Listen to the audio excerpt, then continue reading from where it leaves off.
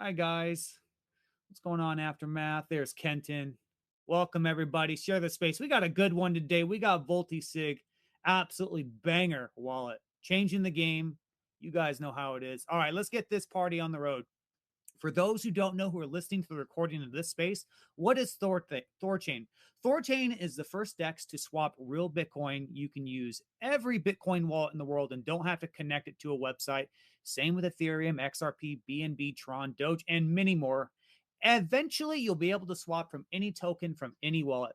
THORChain is basically turning into the full layer one where apps can build on top of it. And the new app layer unlocks lending, perps, Bitcoin backed stablecoins, token launchpad, NFTs, prediction markets, and much more. THORChain isn't just a DEX, it is becoming the protocol of pure, uncensorable liquidity. Banger, baby. That's why we do it here. Swapping on THORChain is permissionless. There is no KYC, and anyone in the world can use it. And it's also really easy. To swap on THORChain, go to THORChain.org, click on swap. New features and functionalities will be added to the site over the next few months. Very easy. And there is also an email on there. It is a beta site. So if you encounter any problems or you have any suggestions or friction points, please put in that email some suggestions. The devs would love to look at that. THORChain's token is called Rune. That is spelled RUNE. You don't need to buy or hold Rune to place a swap on THORChain, but those fees from your swap are deducted and are used to buy Rune, and this is the Rune that goes to liquidity pools and nodes. There are 0 block rewards on THORChain. 100% of the yield is real. THORChain is also deflationary with 5% of the revenue is burned. I think we're 1.2 million Rune burned. Actually, over that. It's awesome. If you hold Rune on a centralized exchange, you need to withdraw it into self-custody because those tokens can be used to short sell Rune and drive the price down, right? And once in self-custody, you should look into bonding your Rune to a node to earn some yield. A really good interface, guys, is runebond.com. Super easy. All you have to do is pick a node, request a whitelist, and then you can bond your Rune. There is on the X profile, there is a nice introduction video to do that. THORChain has another token called TCY. This token is like a preferred stock where 10% of the protocol's revenue goes to these token holders. If you deposited crypto into savers or took a loan out on THORChain, make sure to claim your TCY token so you can start collecting this yield. And anyone can buy this TCY token as well on the THORChain.org swap interface. There's a THORChain community Discord and Telegram. You can learn all about THORChain, make lots of friends. To go find these links, go to @Thor, THOR community, @Thor community account on X. This space is geared towards anyone in your THORChain journey. If you are a veteran or brand spanking new, there will be someone here. And speaking of which, we have got an awesome wallet we're going to be talking to today, Vultisig, absolutely legendary thing. But that being said, my name is Denny. My other account's Patriot Sounds. I've been a content creator and educator of THORChain going on 5 years now. I'm going to go ahead and kick it to Kenton. Good morning, Kenton. How you doing? Morning, Patriot. I'm good. Thanks, man. How was your Thanksgiving? Very, very good. Man, I was a complete degenerate. Actually, it wasn't my fault. I ate a lot of food and I was very full. And then a family member came out and they said, "You want some apple pie?" I said, "Yeah, okay. It's Thanksgiving. You got to power through." There's these big pies you can get at Sam's Club or Costco. I don't know if you've seen them. They're huge, right? This idiot cut it into sixths. 1/6 slabs, bro. He brought me out this fat, gargantuan slab of apple pie just smothered in whipped cream. And because I'm fat and pathetic, I ate the whole thing. Dude, I was like having third trimester labored breathing problems, man. It was bad. So I had a good Thanksgiving, but I did a lot of self-abuse, and I'm ashamed of myself, to be honest with you. Good. But, yeah. Good. Nice. Good. Well, you gorged. Nice. I hope you're wearing your fat pants. I am. Yeah. So yeah, good. Yeah, I'm seeing all the drama on Twitter and replies and people freaking out about the Dex aggregator Unstoppable. So I have to apologize, guys. I'm getting some things mixed up myself. So the plan was always for the swap interface and the aggregator to be open source. And the aggregator is not open source right now. It's sitting on the Unstoppable servers. And they told me it's because they're worried about maybe security risk or something. But if we want to push it to open source right now, we can. Or at least we're going to talk about it next week. And so it's just Yeah, sorry guys. I'll be honest with you. I'm not, I'm not a developer, right? So I don't know what, kind of like standard protocol, how this all goes. And um, what I'm being told is just we're just doing it piece by piece, moving things forward, like the front end, right? It's just not once we get something done, then we put it live and we just keep fixing and changing things as we go. Um, but I have somebody else, I don't know, someone's in my messaging me about maybe we should keep the aggregator closed source and just have the treasury own it. Um, might be more advantageous for THORChain. We'll see. I don't know. This is part of building in public and kind of doing things on the fly. So the initial plan was always to do this all open source. But it might be beneficial for THORChain to keep the aggregator closed source for the time being. If so, then I'm totally just thinking out loud, guys. If so, then it'd be owned by the treasury. So I don't know. We got to talk. We got to sort this out. But the original plan and the original intention was always to make it open source. Um, and the idea for anybody to copy it, fork it, go do what you want with it. Try and increase decentralization, right, and encourage others to use it, especially the front end. The swap interface. Like we want to make it so that somebody could like have a widget in their website and just like have the THORChain swap interface pop up. So for example, like CoinGecko, if they wanted to add a swap interface, they could just plug in some HTML code and boom, done. They got ours there, right?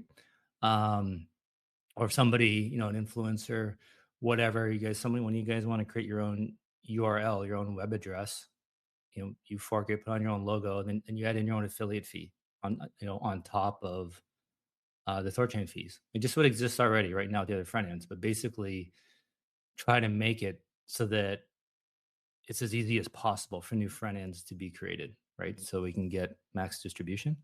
Um, that's always been the big plan, the big picture goal. So yeah, I apologize for creating confusion, you guys. Yeah, I made a mistake. I was wrong.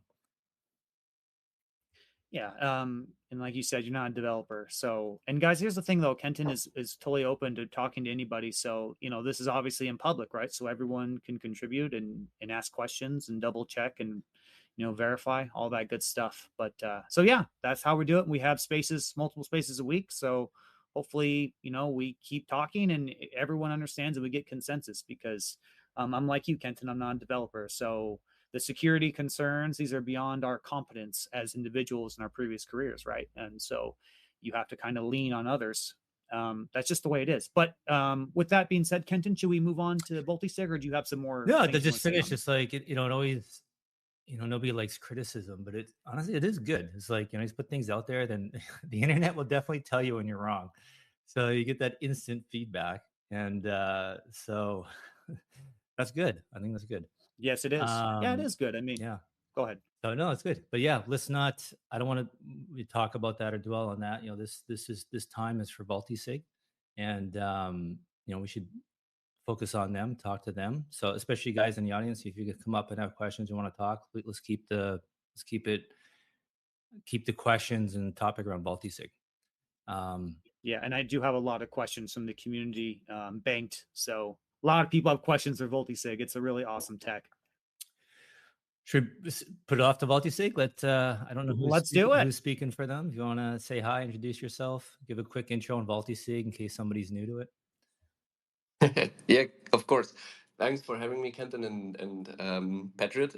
Awesome to be here again. Yeah, I'm Paaao. I'm the project manager, and maybe you guys can hear it. I was sick the last day, so my voice sucks a bit. So I excuse that one. But yeah, happy to be here. Happy to talk everything about Vultisig. And Kenton, honestly, I really feel you when it comes to building in public and getting direct feedback, because I mean that's like the main ethos of us at Vultisig, right? Everything we do is open source. Everything we do you can directly see in our Discord and our GitHub and whatever. And if I fuck up, if a dev fucks up or whatever, right? It's directly always coming back to me with like a yeah destruction or like destruction bell, or how you call it in English. But So it's definitely something to learn, but I think that's like the good or the best approach, right? That's how we as a pro or as projects can grow the best, the most efficient way, and I think most aligned with the community, right? Because we're open to feedback always,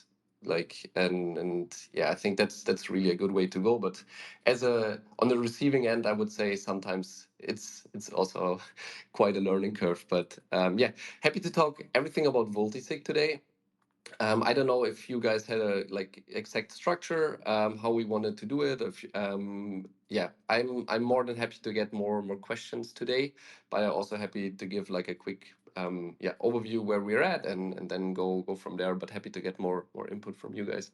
I think it's good. Just give us a a quick 5 minutes summary on Vultisig, like what it is, why people should care, just in case somebody is listening who has never heard of Vultisig before or isn't familiar with it. I know most people here probably are, but just a quick 5 minutes, bring us up to speed, what Vultisig is, why it matters, why people should use it, and then we can get into what you're working on. Yeah, for sure. So essentially, what we're doing at Vultisig is, I would say, reimagine self-custodial security and yeah, how you store your digital assets, right? Because the one thing which is really, I would say, unique about Vultisig is that we abstracted seed phrases and built in a like a native multi-factor authentication, what we all know from our bank accounts, from Google accounts, from whatever, right? But for some kind of reason, the general wallets these days are still relying on like a single point of failure, like seed phrases, like passkeys, or like these kind of things, right? And it's kind of weird to think that we manage like thousands or millions of dollars of digital assets, and like with one bad click, with one bad file download like anything like that, you directly get like hacked, right? And lose access to your assets essentially. So we like at Vultisig, we're leveraging MPC technology. We're actually using one of the fastest and most state-of-the-art MPC protocols called DKLS 23. We have like a partner we're working closely with, and they are like creating the protocol itself because it's quite a yeah extensive, I would say, cryptographic task to build these protocols, especially to be sound. So we are leveraging their implementation of the DKLS 23. And the protocol itself is also used by bigger banks, like for example, Visa is using it in some kind of way, and other banks in general, but they don't use it as on like a, let's say, cryptocurrency level, but more on like a general cryptographic level, right, for security. But what essentially is MPC is doing is removing the single point of failure where you get like multiple devices to sign a transaction, right? So like it's this multi-factor authentication where you now can create a wallet with multiple devices. Let's say like one of your iPhones, one of your Android, one like maybe let it be your iPad, or maybe it can even be another person, right? So Vultisig is the multi-sig of the future, I would say, because it's super dynamic, super fast, and very secure because you don't need to manage multiple seed phrases for multiple chains, right? So essentially, you just have one backup share for one device for all the different chains what we are supporting. And currently, we're up over 33 chains now. The latest one was Hyper EVM, what we added on all the different platforms. So I think that's also quite interesting, especially with the hype around hype, I would say, or especially this cycle around perps and all of that. So yeah, we're getting like bigger and more chain supports and also deeper chain support, right? So that's why we also recently added our DeFi tab, which finally, like I'm also a big THORChain, right? Like I'm in the THORChain community since 2021, right before mainnet launched. And finally, with the DeFi tab, we can easily bond our rune. You can see like the position. You can stake TCY directly from the app. You can stake your RUG. You can get your auto-compounded THORChain assets, I would say. So we're really like coming from THORChain ecosystem, right? So we have THORChain by heart, and that's why we also, for example, just as a side note, we always are a bit biased on our swap routes. So we always prefer THORChain and Maya protocol, of course, because both of them are, you know, I think, in my point of view, crucial for our future of like digital finance, because I think they're probably the only two protocols which are really censorship resistant when it comes to swapping, and I think that's really what we should yeah, strive on, right? To be as most decentralized and as censorship resistant in as possible, right? And yeah, that's essentially what we're currently doing, trying to not be the everyone app, I would say, but the most secure and most versatile wallet app there is. And of course, with the MPC technology, we have the possibility to support essentially all different chains, because we can support all the different signing algorithms of all chains, so that it gives you the one-stop shop for your multisig for all different chains. But yeah, we're step by step adding more and more chains, more and more functionality, and especially the last few months, we really were focusing on stability and improvement of signing, of fetching of rates, fetching of dates, and like all different inputs. So yeah, that's, I would say, is a quick overview of what Vultisig is, but happy to get questions and anything I missed. And then of course, one big factor before I hand it back, or one big feature which is rolling out pretty soon, is our app store, which essentially utilize or gives the option for everyone to finally enable self-custodial automation, which was not possible so far, right? Because with seed phrases and the unilateral access to those, you as a user needed to yeah, push a transaction right before something can happen, and therefore automation was always quite difficult to achieve. And with our approach with the MPC technology, we finally can have a secure self-custodial automation without handing over the complete access to all of your funds, and you can always, you know, just grant partial access to different, yeah, assets, I would say, in your vault. But I can iterate about that or that a little bit later. Yeah, back to you guys. That was great. Thank you. So maybe you want to add something. You said, I think you said the wallet of the future. I maybe kind of want to just kind of add that or help people understand like that your technology is already in the now. Like it's this all institutional custodians are using, right? Like Fireblocks, Copper, and BitGo, I assume Coinbase. They're all using some form of MPC, right? So Yeah, you guys are bringing it. You're bringing it to everybody, the whole world. You're making it accessible for anybody in the world, not just the big guys to use. yeah, that's a good point. Because I mean, the MPC technology, I would say, is now I mean, THORChain was one of the first projects, I think, who really utilized it in the wild, I would say. But yeah, specifically on self custody, there are other MPC solutions currently, but they are mainly reserved to institutional players, because the MPC technology itself is not that easy to maintain and you know, to give access to, and that's why normally it's hidden behind yeah, let's say a paywall, right? Like you need to have at least X amount of funds under management, or you need X amount of monthly fees, or you know, it's a subscription. So essentially MPC technology and like the real security, what it gives, is sealed off to most of the users at the moment.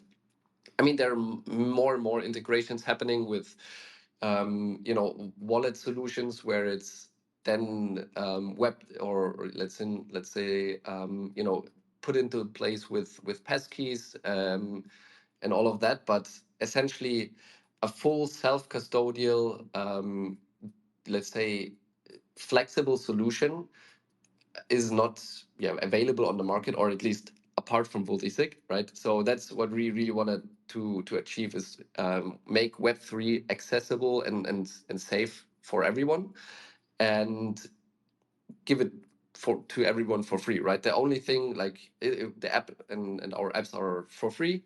The only thing which where we are charging fees on is on the cross chain swaps, where of course THORChain is our main provider, and of course with our token and all of that. So if you hold our token, you can then also get fee reduction, and then I would say we're quite really competitive with these different discount tiers. But yeah, essentially that's really what we are building, right? MPC wallet accessible for everyone. Amazing. That's great. So can and forgive me, forgive me if you already said this. Am I able, if I've got a seed phrase, existing seed phrase, 12 or 24 words, can I import that into a Vultisig wallet? And if not, Yeah, when would I be able to do that? yeah, so at the moment it's not yet possible, but it's actually something we're actively currently implementing. So I hope we getting it into the apps in the next 2 to 3 weeks, I would say, like as a rough ballpark. But yeah, it was a little bit tricky because we first needed to develop the technical implementation with our partners, and now as they're finished, we can finally put it into our app and make it yeah, possible that everyone can put in their 12 24 words and migrate, let's say, from a seed phrase, yeah, seed phrase time to a seedless time in the future. But of course, you always need to mention that the seed phrase will always exist, right? So cryptographically, it's impossible to delete a seed phrase. So we're just giving the option to increase the general security on the daily usage, on you know, the possibility to managing multiple chains with one vault without many different seed phrases in a multi-sig setup. But essentially, the imported seed phrase can't be deleted. So that's always like as a side note there. But essentially, yeah, the next 2 to 3 weeks we will have the possibility to import seed phrases into Vultisig. So is it fair to say that if you want to get the like the best out of Multisig to really take advantage of the security of Multisig, you shouldn't import your seed phrase. You should start a new Multisig wallet and like new addresses and transfer everything over from your old seed phrase. Because as long as that old seed phrase exists and is sitting around, that there's a potential that somebody, you know, it can get compromised. So you're better off starting with a Yeah, clean new wallet in Multisig. Is that right or wrong? yeah, that's correct. Essentially, what we want to achieve with the seed phrase import is, you know, first making it easy for the users to migrate over, because you know then you can import a multi-chain seed phrase and have, because we are supporting all the different chains already. You can just, you know, then do cross transfers in Vultisig itself and don't need to use multiple apps. And secondly, with the App Store coming, right, you may be having, like, you know, a seed phrase wallet where there are either, you know, have assets staked, bonded, rune, or like in any kind of way, you know, utilized on a DeFi network or DeFi protocol, and you can't, you know, move it currently. So then you have the possibility to import it and access it from your Vultisig vault. And with the App Store coming, right, there will be quite some nice and interesting apps in the future where maybe, you know, we're already had some yeah, third-party developers mentioning that they maybe will develop an airdrop hunting, you know, plugin, for example. And then of course it doesn't make sense to have a new Vultisig vault and expect any kind of airdrop or go airdrop hunting for any, yeah, forgotten airdrops. So that's where then the seed phrase import comes handy, right? Where you can import your, I don't know, wallet you're using since 5 or 10 years, import in Vultisig, install the airdrop hunting plugin, and then off it goes, and checking all the different chains on where you maybe have forgotten some kind of airdrop or something. Nice. What about a plugin to like kind of remove? Can you know when you get all those scam tokens? You know, you get all that spam. than to an address. Is there a way to remove those from your? Would there be a way to remove those somehow? An app for that? Um, Well, like we currently have the approach of, I think it's always best to not interact with scam tokens at all, and like the apps you will be installing always still will interact on a smart contract level with those tokens, right? So the best is always to just ignore these tokens and never use them and never see them. So that's why we, as like in Vultisig, have a, let's say, a little more conservative approach with auto discovering and listing tokens itself.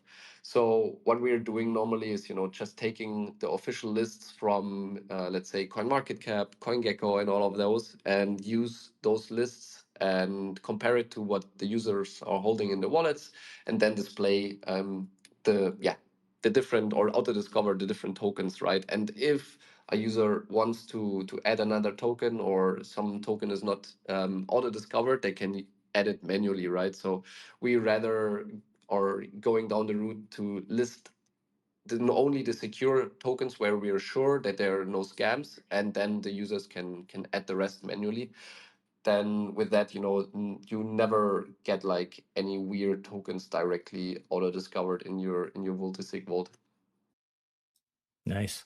Maybe Patriot, I'll let you jump in because I know you've only got half an hour, so I know you have a bunch of questions. Yeah, and thank you, man, for saying what you did at the very beginning about the problems of building in public, right? And that was well said. And it's all about how you handle criticism, how you respond to information, because that's all criticism is. It's how you respond and how you handle it. And I think you're doing a great job, Kenton. Hard to find someone more fair, honest, and open and transparent as yourself. But on to the questions here. I do have a few. And I don't know if this person's a native English speaker, so apologize if the question may be a little cookie cutter. That makes sense. Okay, my first question for you is: since the marketplace will be out soon, how many developers or teams are you actively working with or seeing build plugins right now? Any standout ones in the pipeline beyond the DCA example, which is built by the team? Yeah, great question.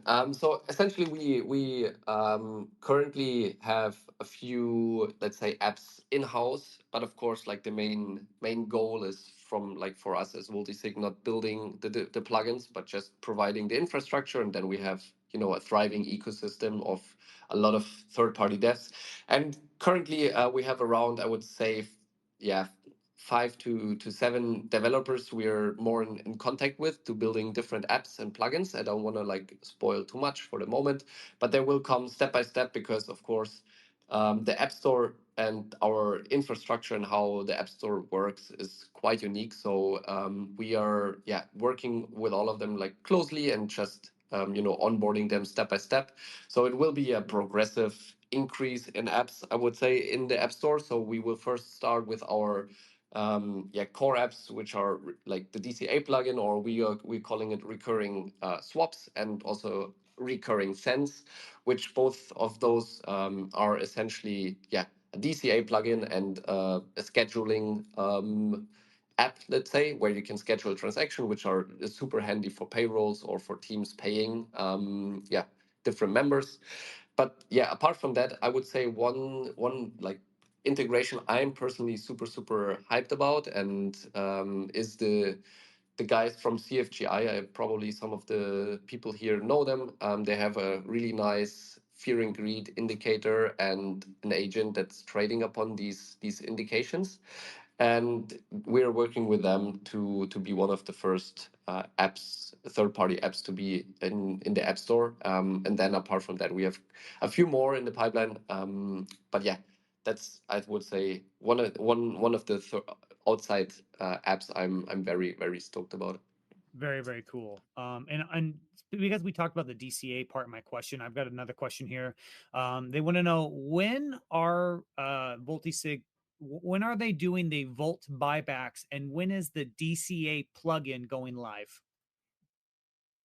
Yeah, cool. Good question. The buybacks generally, we released, I think, around about like 1 week now, our complete updated tokenomics, and we decided that it's best, with all the fees Multisig is generating. That's also something, right? we as Vultisig team, we don't get any fees or anything. Everything goes back to the Volt token itself, and these fees over the last year, I think we now accumulated around $420,000 dollars in fees, and with those we will now always scheduled start buybacks, and these buybacks will be starting quite soon. I don't want to like spoil it now, but essentially what the timeline on it is, we are polishing out the app store itself, and the DCA app, which should be finished over the next 3 to 5 days, and then afterwards we will soon afterwards start the buybacks, and of course with these buybacks we will be demonstrating the DCA app, and with that also more or less soft launch the app store, and everyone can have access to the app store, install the DCA app, the let's say payroll or the recurring send app, and that's essentially the timeline on it. But direct or exact dates I still don't wanna give here, because we want to make sure that the experience of the app store is super nice, super intuitive. So because we, as we know, is like the app store, and it's more or less like a contained environment, we want to have it really web 2, where it's just one click install, easy to set rules, and easy to understand. So we're really polishing out that one currently, but the functionality is there, and maybe some of like the, let's say, I see a few multi squads here in the space, so maybe some of those were looking at the Volt chart and already saw a few DCA tests going through, in small amounts, of course. But so technically we're there already, but we just want to polish out the app store and the app experience. Perfect, man. Thank you. I have 3 more questions here. So, and again, I don't think this person's a native English speaker, so I'll try and make it make sense. I saw a suggestion floating around Discord for he says snipping bot, but I wonder if he means sniping bot plugin. Something for quick transaction snips or monitoring in the vault. Are devs / non-team devs already tinkering with it? I mean, so we're at Vultisig. I assume he's talking about like sniping bots. Yeah, that's what I think so too. Sniping, not snipping. Yeah, but we're at Vultisig. We're currently not considering building a sniping bot, but it's technically definitely possible. So I would invite everyone here, because the Vultisig App Store will be open source and will be open for everyone to come on and build its own app, and of course also monetize it, because 70% of all the fees of an app will go to the app developer, and 30% of the rest will go to the Volt token itself. But essentially, it's possible. So, and I already heard a few rumors that a few people are considering building it. So definitely, it's possible. And then essentially, it will be just like who will be the fastest, who will be create the best one, and the app or the sniping bot, which the people then like, right? But essentially, it's technically possible, but we are at Vultisig, we won't build one ourselves. What we're building, or also will have, is let's say a copy trading app, where you can just put in what kind of address you want to track, and it automatically mirrors those trades or those swaps. Perfect. Perfect. And if you guys ever want your question asked to a specific team, you can always DM me the question, and try your best. My DMs are a little crazy, but do your best to get my attention. And I promise I'll do my absolute best to have everyone's questions answered. But anyway, on to the next question. What is the roadmap on the Vulti signer with transaction policies that will have proper whitelists and limits, in quotation marks, addresses, tokens, contracts, max amounts to be implemented? Great question. Yeah, that's something we, I think, have on our roadmap quite a while since we introduced the fast walls. Because essentially fast walls, maybe quick side note, as maybe some of the listeners here don't know it. Fast walls are the option for everyone to use Multisig with just one device. So essentially, Multisig is always multi-device usage, but with those fast walls, you can just use one device from your end, and the second device is our server, which co-signs automatically any transactions you want to do. But that also has the side note, or the side effect, right? That the security is a bit reduced, I would say, for yeah, the performance and the speed you get with it. So I personally I'm always using like a fast vault on for my day by day, like, you know, kind of trading what I'm doing, or when I'm out and paying for some stuff with crypto. And I have my secure vaults with like multi-device approval for, let's say, my cold wallet replacement. But those to increase the security of those fast vaults, we thought about Vulti servers having policies where you then can whitelist specific address, specific thresholds, and all of that. And those are still a bit far out, I would say, on the roadmap, just because we're currently mainly focusing on our core app stability and feature improvements, and the rest of the team is really busy down building the app store itself, because we're seeing much more potential currently in the app store. So I would say we probably will get it sometime in 2026, but I don't want to give like any exact dates for the moment. Totally makes sense. Thank you. And I have one last question here, and I'm gonna do my best to say this correctly. It's a slightly verbose, okay? So apologies if I'm a little off on this one. But okay, the next question is: once transaction policies are live in Vultisigner with a 2 of 3 vault support for this exact setup, the trader and the firm both have access to share 1. Vultisigner holds share 2 and only cosigns whitelisted and limited actions. The firm alone holds share 3 as emergency override.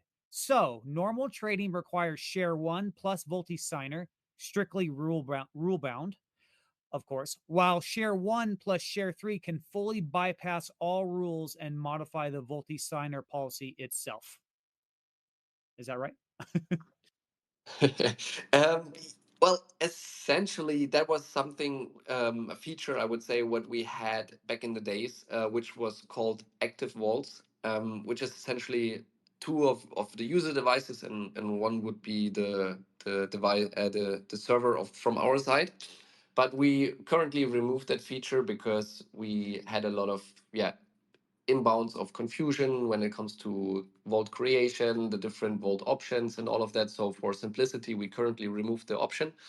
And technically, those are possible, but Vultisig is not like a normal, let's say, MPC, yeah, wallet where, like, on an institutional based, you know, where you have different policies, where you have an admin and all of that, where you can override with the admin key or something. So in Vultisig, like, all the different devices are at the same hierarchy level, I would say. So, you know, it doesn't matter if like device one is admin or device two, like, it doesn't exist in Vultisig, right? So you only need the threshold of devices to sign a transaction, and it doesn't matter in terms of, yeah, if a device has less access or more. So all of the devices have the same level of, yeah, access, I would say, in the apps. So it's not really possible, and it probably won't be possible with like overrides and all of that in the future. Okay, perfect. And I wanted to just say something real quick. You know, I really appreciate Vultisig selectively preferring swaps with THORChain in my protocol. Because one thing I think, I say this a lot, but it makes, you know, I say it a lot and I don't hear other people say it that often, but it makes me so happy for you to say it, is that, you know, THORChain and my protocol are so essential for freedom. And I truly believe this is existential. So I just want to throw you guys some kudos for building it out that my protocol and THORChain get dibs first, because I just think the first principles are on our side. And that's even more evident by the fact that you're up here talking about this technology Vultisig, right? I mean, I think it's pretty fair to say that if THORChain did not exist, Vultisig wouldn't exist. And it shows you, like, when you know you're on the first principles is when you develop something like THORChain or my protocol, and then you get all these concurrent additional benefits and technologies that are spun out of that, where you have this wallet, right, that is so secure, that doesn't require a seed phrase. You actually revolutionize and change the game So just want to give you a shout out, man. And I've talked to you before on live stream. You're a solid individual, and I love Vultisig. I love what you guys are doing. So well done. But with that said, Kenton, did you have anything you wanted to ask or anything like that?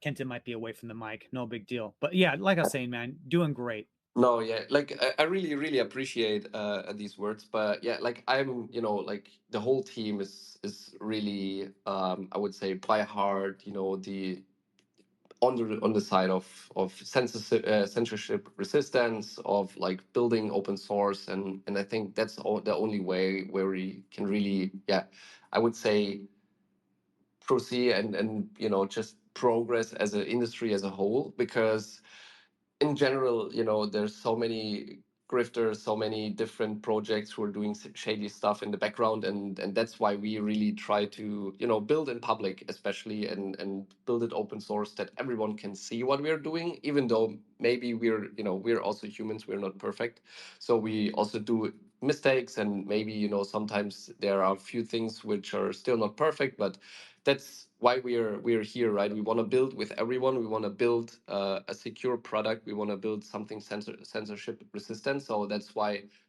even though if Vultisig would go offline, or we as a team would vanish, the product would be still there. Somebody else could pick it up, keep on developing it, or we, like, honestly, I personally, since our inception of like 1.5 years ago, which is still very early as a wallet, I would say, I thought about that up until now, probably somebody else would have forked us and spin up a competitor wallet with the same technology. But I don't know, maybe somebody can correct me if I'm wrong, but so far I didn't see any competitors in that kind of way, when it really comes to open source MPC wallets with these kind of different, or with these principles, right? So yeah, I'm super happy to, especially, come from the THORChain ecosystem with our founder and the whole community, and build something, important for the future, because I think with Vultisig and the technology, there's still so much more to do, and so much more to be able to build with. For example, right, we're currently also on our last stretches of the Vultisig SDK, and that essentially will make it super easy for websites, for other wallets, and all of that, just to utilize our technology and create a safer space and a safer industry as a whole. And that's our main goal, right? To give access to our technology, and if you can create a better product with our technology, that's great, right? Yeah. The only other wallet that I sort of know, and I'm not an expert, but I know Thor wallet, you can make vaults. But it's not, I think that, I don't know if it's rudimentary but I believe you can make separate vault shares like Vultisig. But I mean, they're developing mostly their hot wallet side. As far as I know, I might be wrong about that, but that's the only other one. Maybe you have context there. Yeah, no, yeah, Thor Wallet essentially integrated our technology, because yeah, like we were in close contact some time of last year, and they of course also saw the benefits, right, of the Vultisig technology, and therefore they really integrated like our MPC approach. So that's why we are also compatible in theory.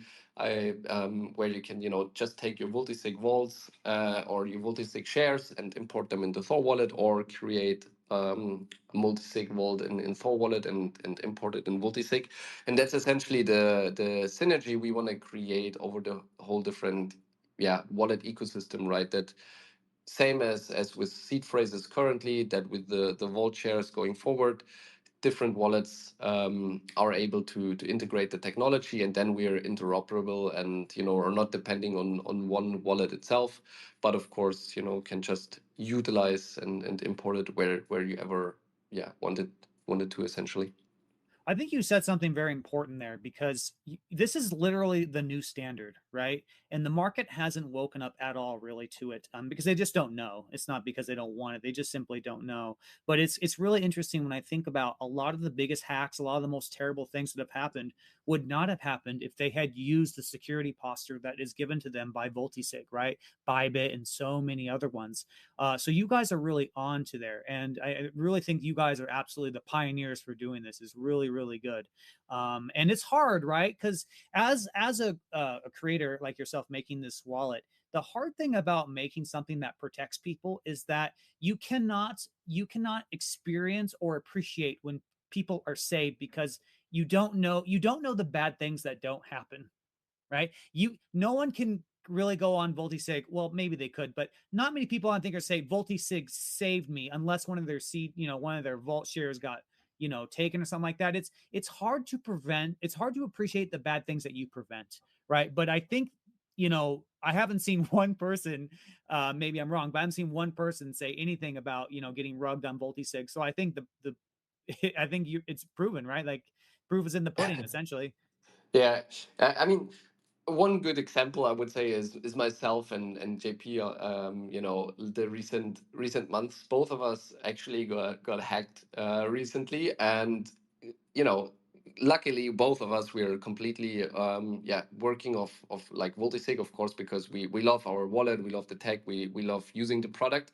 So with that, the yeah attackers could got access to our devices and all of that, but essentially they couldn't steal anything, because with Voltisig there's nothing to steal, because one, even if they get one share, right, they can look at the balances, but not move them without any other vault shares. So that essentially really makes it crucial in two ways. Like the one thing where users really can or need to have the learning curve with Multisig is that each device really has its own backup, and each device needs the backup stored in a different location, right? So essentially, don't store multiple vault shares in one place of the same vault. Of course, if you have multiple vaults, then you can just store them together in one location. That's why we also have like a batch export function. So if you have multiple vaults in Voltisig, you can just like batch export all of them from one from one device. But that's really the really important thing about Voltisig, right? That you learn that you have these vault shares which are unique to each device, and you store on in different locations and never together. But then you're really safe. For example, that's why JP also has his honeypot up somewhere on Right. GitHub, where he has, I think, currently it should be like around 100K or something like that on the vault, where you could go now and download the one share, but you're still missing the second share. And up until, I think he now has it up online over a year now, a year and 2 or 3 months, and it's still laying there without ever being moved or touched. So yeah. I was just going to say that, man. I was just going to talk about that's the ultimate case of comfort in your technology, where you put publicly out there six figures of money and say, hey, if you can take it, it's yours. That is the ultimate sign. So that was pretty baller of him. I love that. I'm going to go ahead and kick it to Kenton. Go ahead, Kenton. Yeah, I'm curious, Pal, if you can give us some ideas, tips on ways to back up our vault shares. So, how do we keep them separate?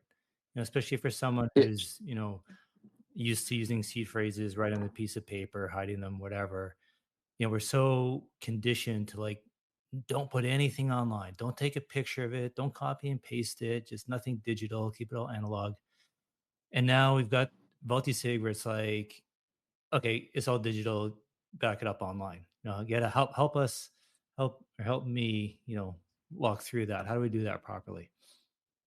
Yeah, I mean that's really one thing what like a lot of people say. Yeah, no, I don't trust it because you can store it online, right? That's actually one thing where we lose a few users already from the get go, because they say no, I can't be secure, and then of course they don't investigate further in the technology itself. And but yeah, I think it's probably a bit similar to Bitcoin. What one like one day down the road you will understand it, and then you see the benefit of it, right? But apart from that, you know essentially it's only very crucial that you store it in a place where you can access the vault shares if you need them to, and they are not connected, right? So for example, I personally store, like I have a 2 of 3 vault, for example, where I have 3 different unique backups.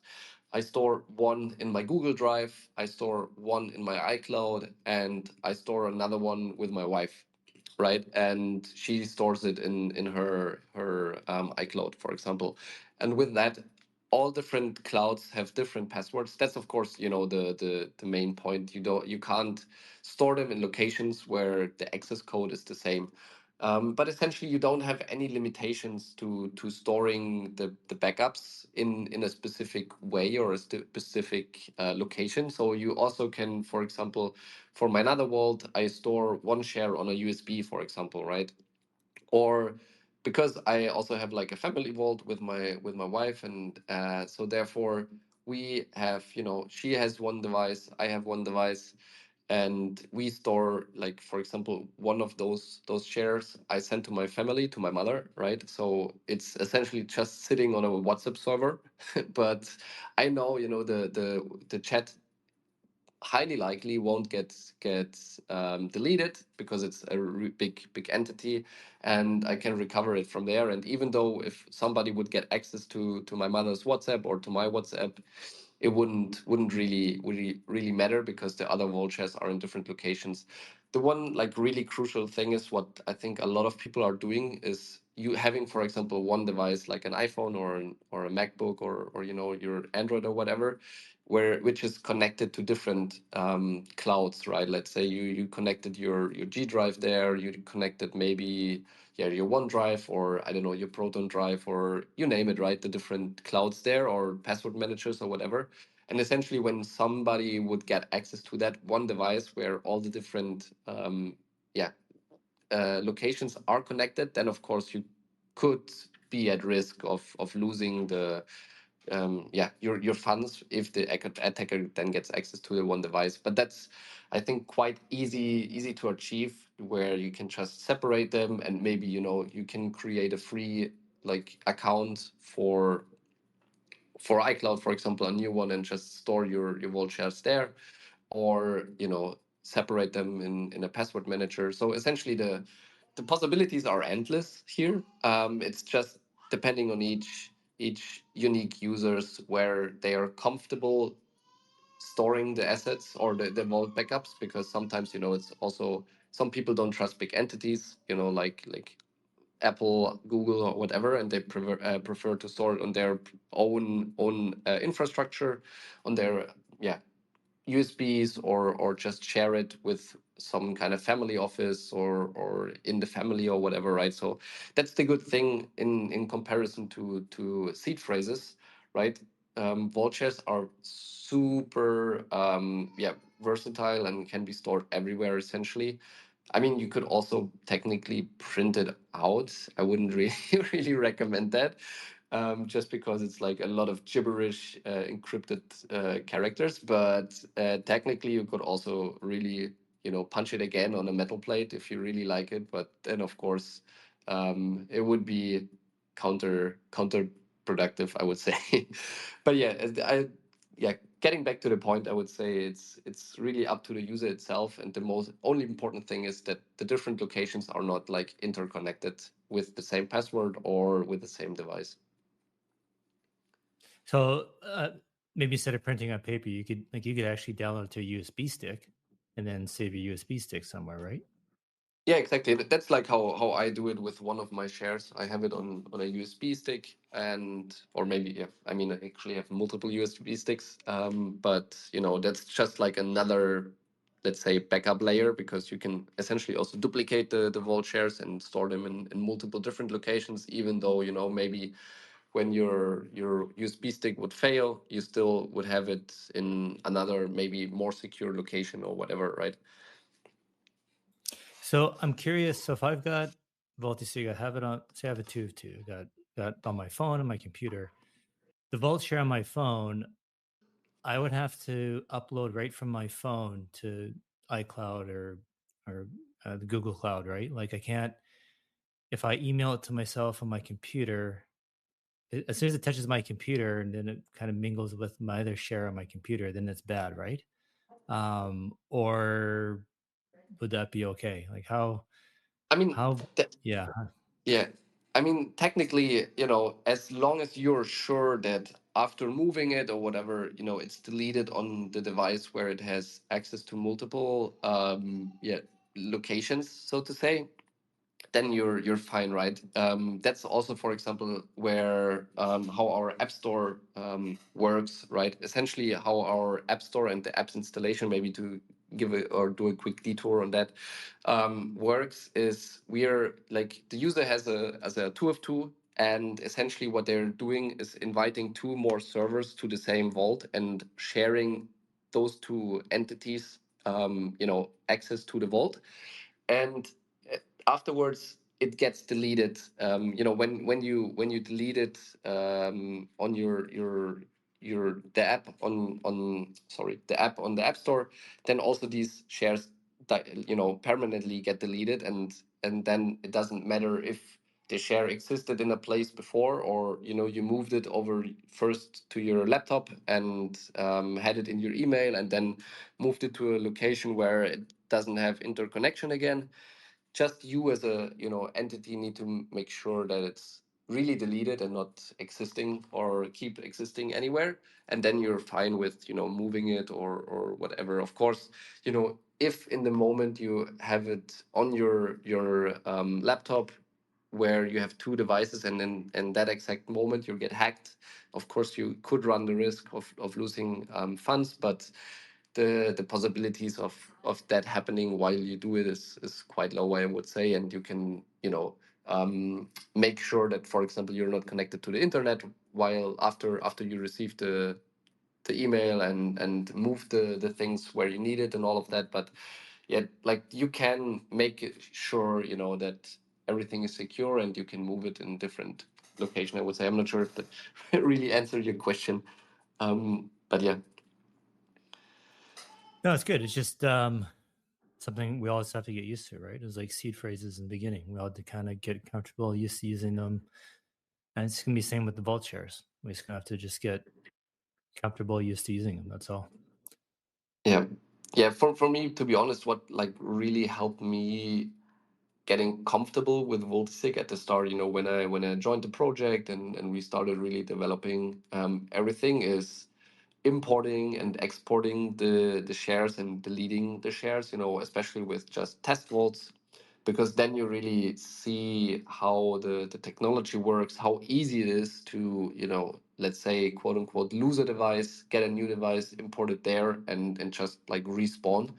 And that really improves the confidence in the technology itself when you try to uninstall and import different shares again, and instead of just keeping it and using it. So I would really yeah, suggest for everyone using Multisig, just create a test vault and try the import and export a few times, to just get really comfortable with how it works.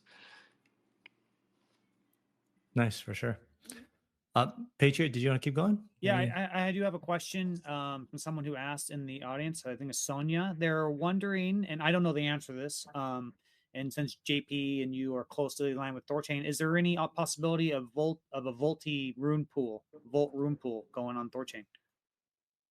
Good question. I like personally, like we thought about it, initially before we launched the token, if we launched directly on Rojira. But yeah, because of the whole structure we had in mind before and all of that, we didn't do it. And I think it's probably I would say it's a possibility definitely in the future, but so far we're not really moving in that direction, just because we are focused mainly on App Store currently and just improving the products as a whole. But yeah, definitely. And also, speaking of THORChain, one thing I also really wanted to get in the app very soon is limit swaps. I know, since you guys probably know it better. I think a few weeks now it's available, and something I really really like about THORChain now with the limit swaps. So I really want to get that in the apps itself, but it's probably still out a few months, but definitely will come as soon as possible. Yeah, very cool. Very cool. I love it. I mean, you guys are staying ahead of it, and that's what I love. A lot of the interfaces, a lot of amazing developer teams. Whenever something new happens on THORChain, you guys are on it and you push it, and I think that's fantastic. Um, Yeah, my hour did come up and did go. I do have to get going. And sorry guys, this will be temporary. It's just holiday season. I got a lot of things going on. So thank you, Kenton, for staying longer, and thank you guys in Vultisig and Paaao. You're wonderful, man. I love your team over there. Keep doing what you're doing. You're doing a great job, and I hope you have a good holiday season. If I don't talk to you again, a good Christmas or whatever you celebrate. Always a pleasure interacting with you guys. Yeah, appreciate it a lot, especially with you being more up on THORChain spaces since a few months. I really appreciate and really enjoy interacting and listening more about THORChain. I appreciate it, man. Always a pleasure. Kenton, you have a great rest of your day. And everyone else, take care. Bye, TC intern. I appreciate it, guys. Everyone have a good one. Bye now. Thanks, Patriot. Guys, anyone listening, you want to come up and ask questions, please request. I feel naked here without Patriot by my side. I need some help. Pal, I got another question for you.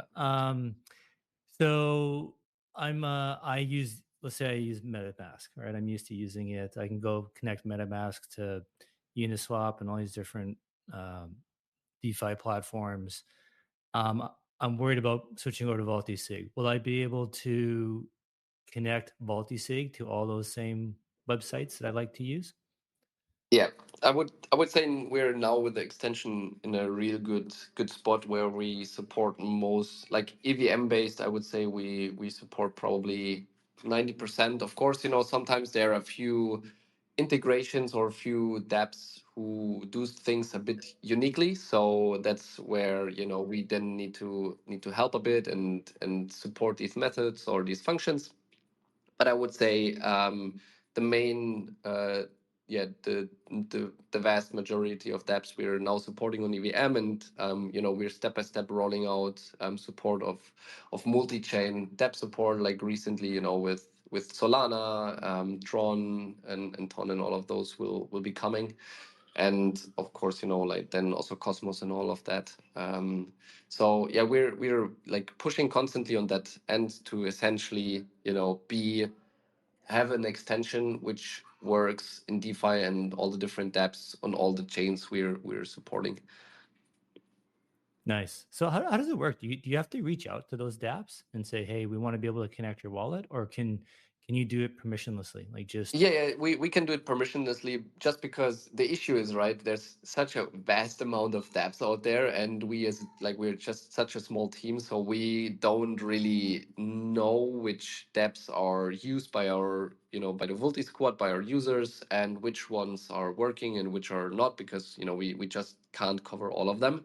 So that's why normally the route is, if we have a Vultisig user, or if, anyone listening is having like their favorite dApp is not working with Vultisig, then please just reach out in the Discord, and then we can check ourselves. And we're quite close with everyone in the community, right? If something like for our users not working, then we try to, even if it's just one person, we try to accommodate it and just improve it, right? So for example, recently we also added say EVM chain, because not really because there's a lot of, I don't know, like personally I don't use it, but maybe there are a lot of users on it. But we had one member of the Vulti squad by mistake sending assets to that chain, and yeah, we made sure to add this chain to have him unlocked and get access to his funds again.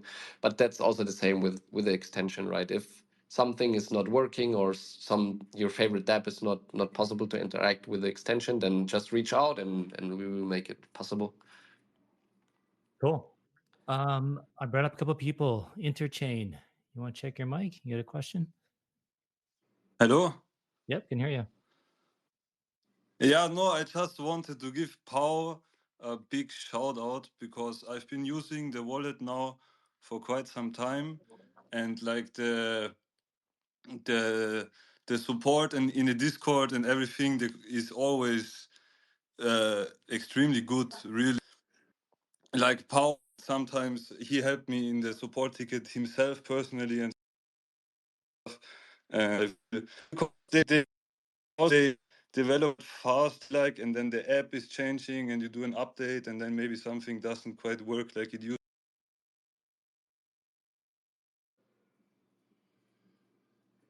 Hey, you cut out for me. Did he cut out for anyone else? Can you hear Paaao? I think he cut out for me too. But yeah, like I really, really appreciate it, Interchain, and that's something because Vultisig is.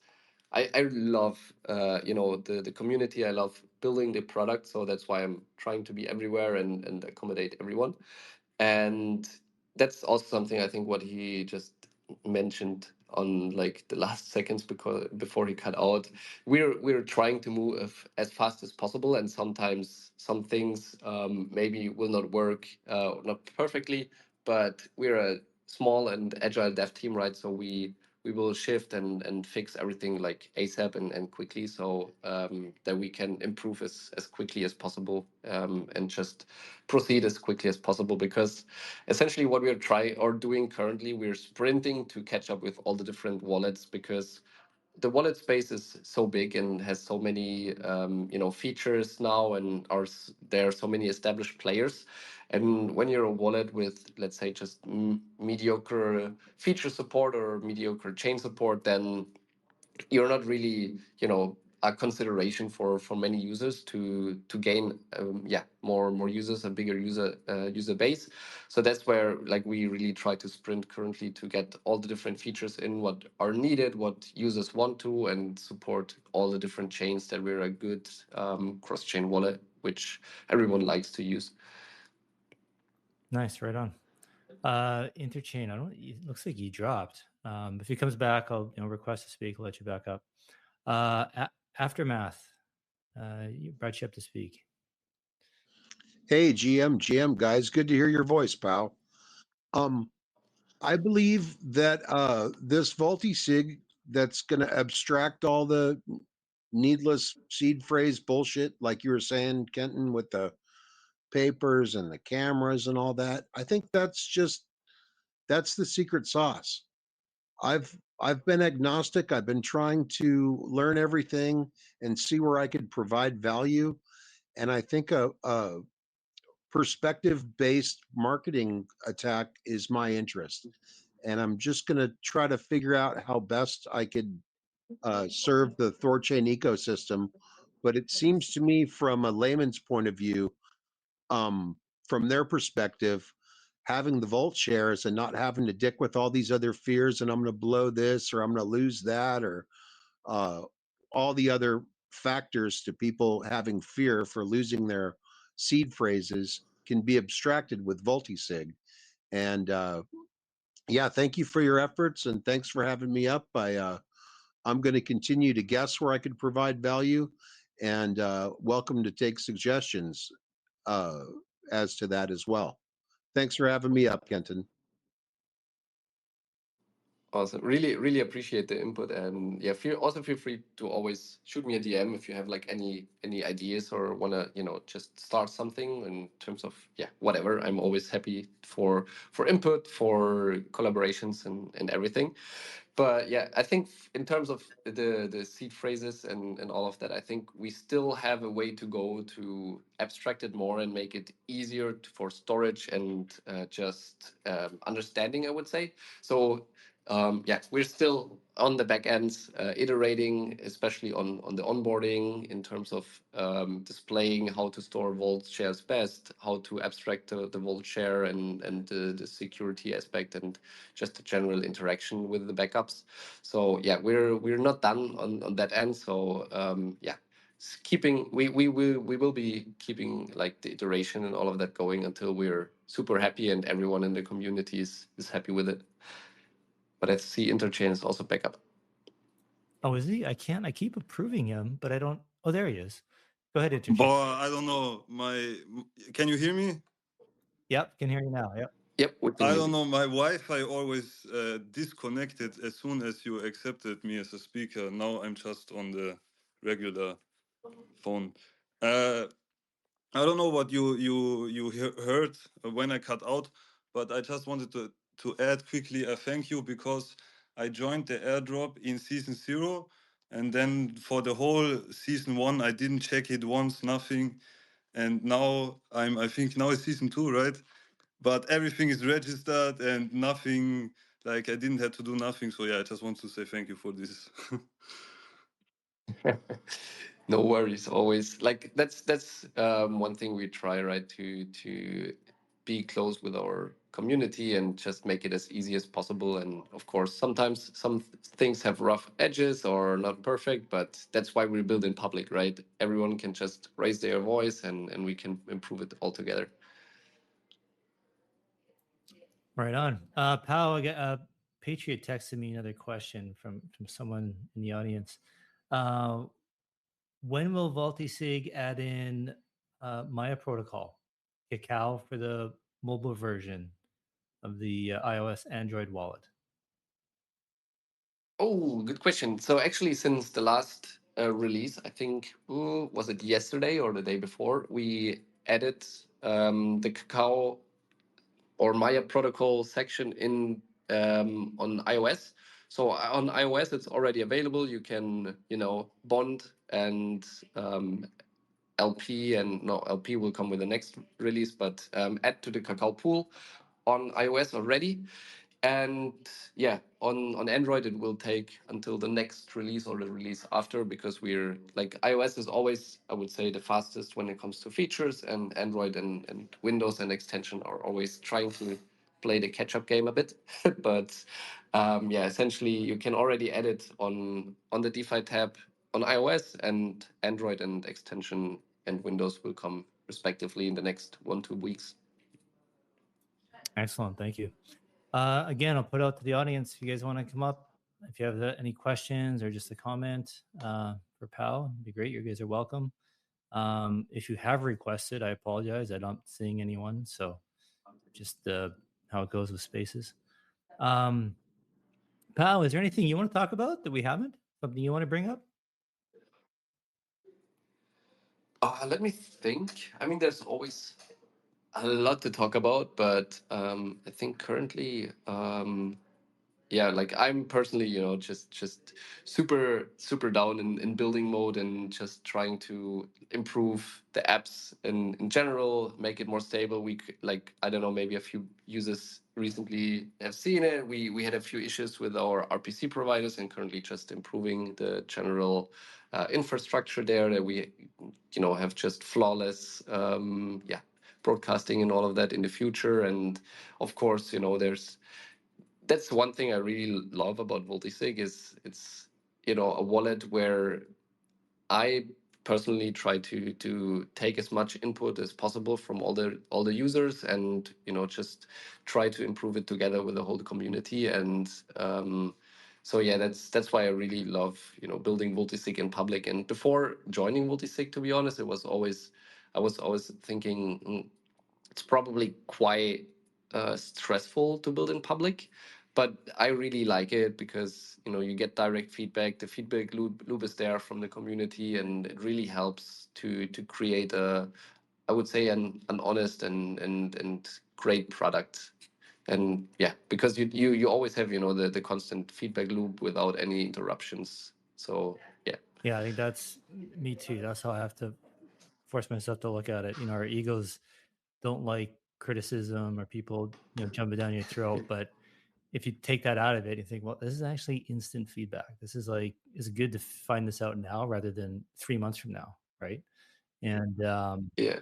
I don't know if you know the book Ego is Your Enemy, but that's really one book I enjoyed reading, and what helped me, being, like, I would say, the best person possible, or just constantly improve. And the ego, essentially, right, is the only thing in us humans who really yeah, creates barriers and friction points. And of course, like, I a, let's say, a healthy level of ego is important, I would say. But if you go over a certain threshold, then yeah, it just gets friction and introduces issues and problems, I would say. So building in public really helps to reflect on that. And yeah, that also, like, on a personal level, really helped me the last 1.5 years with Vultisig, to just yeah, grow as a person and grow as a project. And I think that's also why I personally think THORChain is so getting better every day. Of course, like, we maybe don't have, like, at the moment the best executions as like other competitors who have different approaches, but that is possible to improve, and the devs are currently improving with the feedback loop of building in public. Absolutely. What was the book called again? The ego is your enemy. Okay. I totally agree with everything you said, especially a little bit of ego is good. Like I totally agree with that, because I think it's what helps propel us forward, right? Because if we just constantly stayed in this state of I am what I am, like I would never change, you would never change, right? We kind of have to believe we can be something different and something else, and it helps guide us in that direction to eventually become it, right? But it's finding that balance between too much and too little.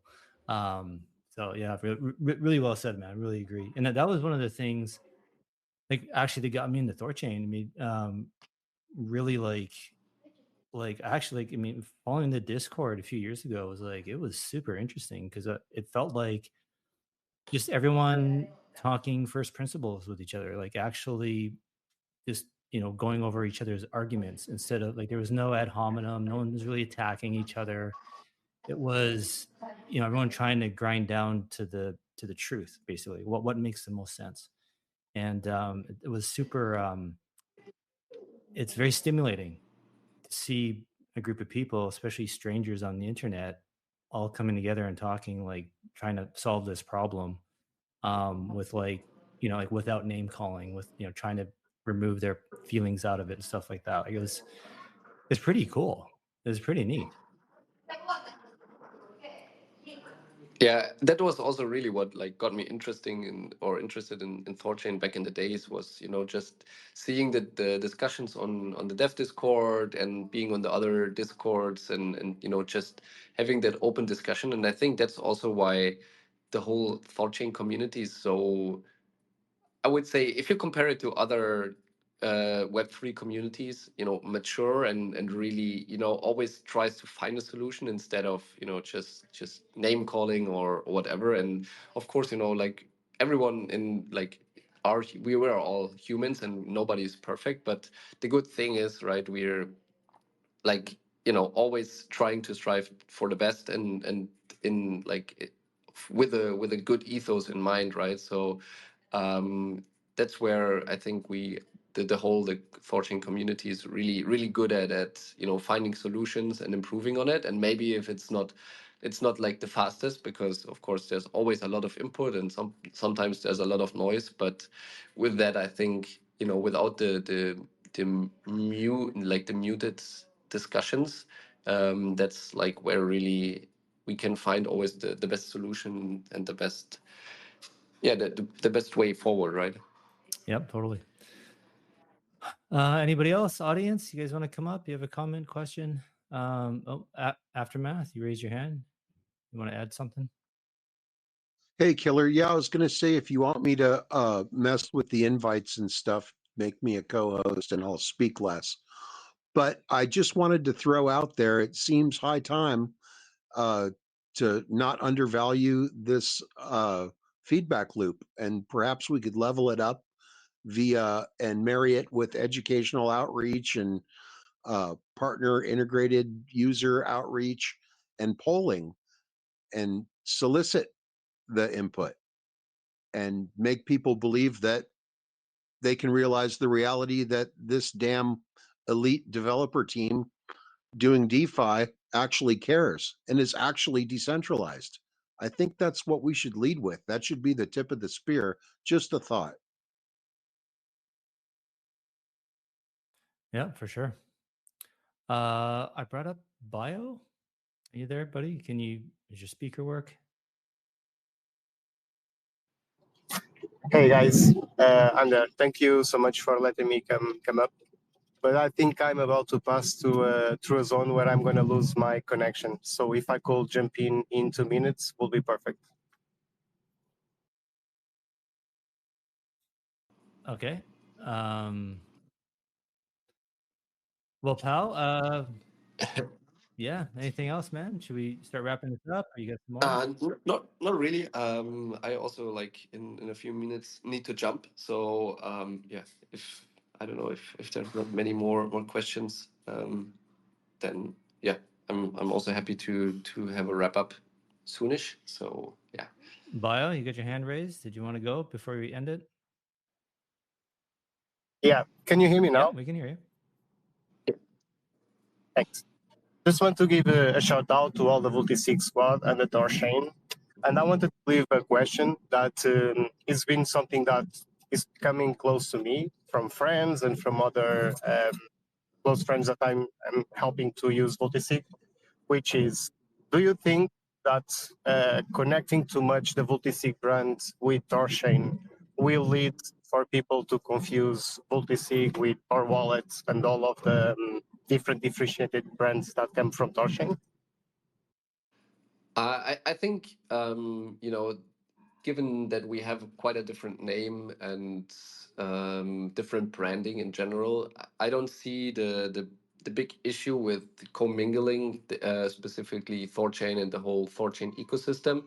And yeah, we normally, you know, try to be a bit more neutral, but of course, like by heart, we're big THORChats. But generally, you know, just to reach out to more users and all of that, we try to be a bit more neutral. And I think with the whole branding and all of that, I think we're not too associated with THORChain itself. But you know, if you start looking a bit when it comes, you know, to the routing quotes and like the technology we're using and all of that, we're like quite close to THORChain. But like on a branding level, I think we shouldn't be that close. But yeah, happy to get more input if you got like any, you know, anything from like yeah your people, your friends. For what it's worth, Pao, no one, I've had lots of people reach out to me about branding and different platforms and stuff, and Vultisig has never come up. So no one's ever mentioned it to me that isn't. Yeah, I mean, just because I think mainly because most of the naming is quite similar with Thor on quite few projects, so I can understand the confusions there. But I guess yeah, with Multisig it should be quite clear, I guess. Bio, are you done? Did you have anything else you want to add? Because you're our last speaker. We're going to start wrapping it up here, so I'll let you finish.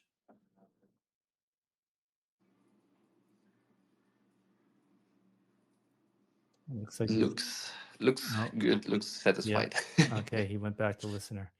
Maybe we lost him. All right, pal. Well, thanks for your time, man. Appreciate it. This is great. You know, hopefully we do this again in a few months, right? You'll have another update for us.